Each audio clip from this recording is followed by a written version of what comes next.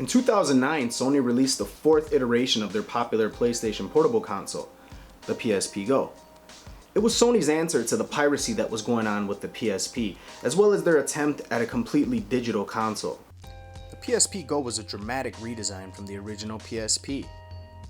Not only did Sony change the overall design, but also the placement of the directional pad, analog nub, and buttons. The screen was slightly smaller than that of its predecessor, the PSP 3000, but with the same kind of image quality. The console had a bunch of unique features, setting itself apart from previous PSP models, my favorite being the fact that it could connect to a PS3 controller.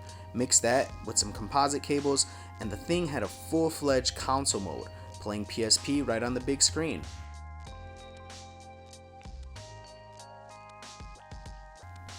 Despite all these amazingly unique features, the console was deemed a failure and was phased out 2 years after its initial release by the PSP Street, Sony's budget model PSP that was released only in the UK as an attempt to keep the European market alive.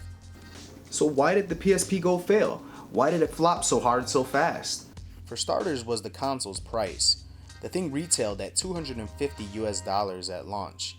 To put that in perspective, you could have bought a PlayStation 3 at that time for $300, and previous model PSPs were selling for about $160, $170. Secondly, and most importantly, was compatibility.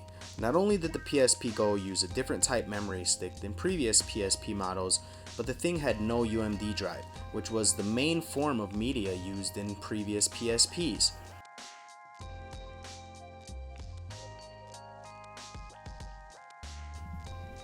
Everything had to be downloaded digitally, and at that time, the entire PSP library was not available on the PlayStation Network.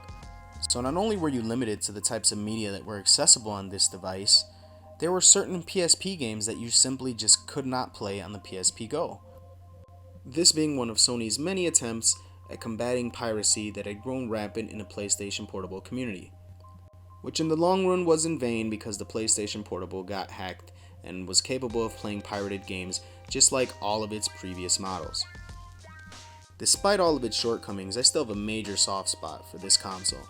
One thing I like to do is combine it with a PlayStation 3 controller, an external power bank,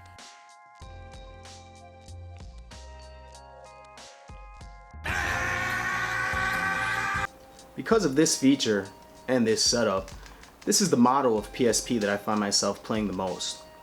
As innovative as it was, the consumer would just rather have compatibility as opposed to a bunch of unique features kind of shelled into the same kind of console. Well, at least Sony would learn their lesson and would learn from the mistakes of the past, and they wouldn't make this same error again. Well, at least in theory they wouldn't. Until next time, this is Ness, signing out.